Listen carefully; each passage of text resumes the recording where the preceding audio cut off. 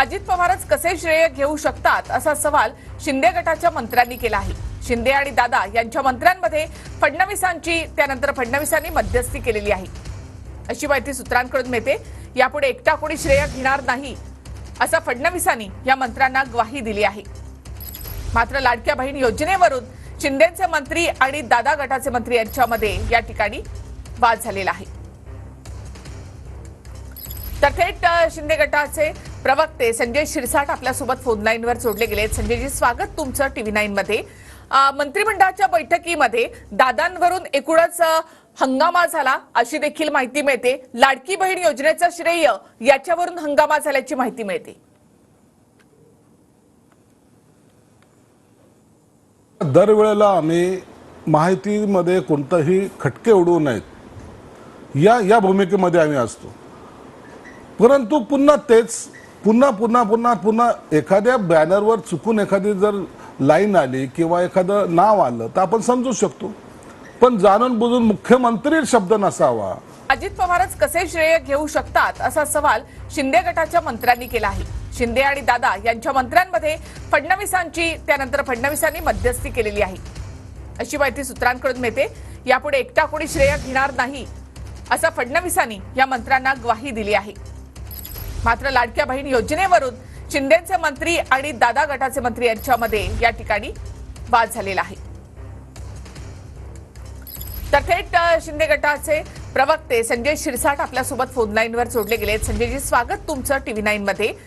मंत्रिमंडळाच्या बैठकीमध्ये दादांवरून एकूणच हंगामा झाला अशी देखील माहिती मिळते। लाडकी बहीण योजनेचं श्रेय याच्यावरून हंगामा झाल्याची माहिती मिळते।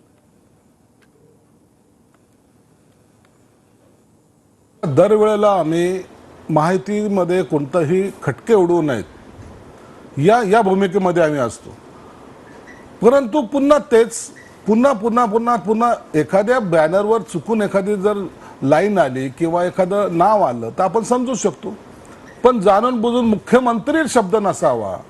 हा टास्क कशासाठी पाहिजे तुम्हाला? मुख्यमंत्री लाडकी बहीण योजना आणली हेच आपल्या सरकारचं यश आहे। आपण सर्वजण मिळून ते करतोय आणि मग एकच वादा, दादा का वादा? अरे बाबा, हे कोणताही तुमचा कार्यक्रम जो काही पक्षाचा असेल तर त्यामध्ये सगळ्या गोष्टी चालतात। आम्ही शिंदे साहेबांचा जयघोष करू, कोणी देवेंद्र फडणवीसचा करेल, यामध्ये आमचं काहीच मत नाही, ऑब्जेक्शन नाहीये।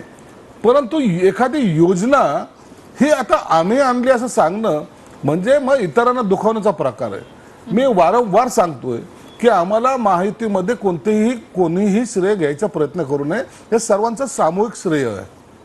परंतु नाही, काही अट्टास काही लोकांचा आहे म्हणून हे वाद उद्भवत आहेत। मग जर हे वाद जास्त प्रमाणात जर उद्भवले तर मग याचा त्रास निश्चितच सर्वांना होणार आहे।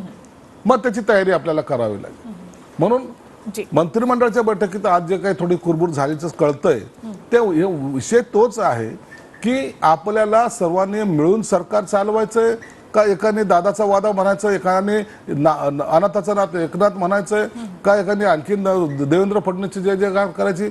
असं जर केलं तर तुमच्यात एक वाक्य तर कुठं आहे?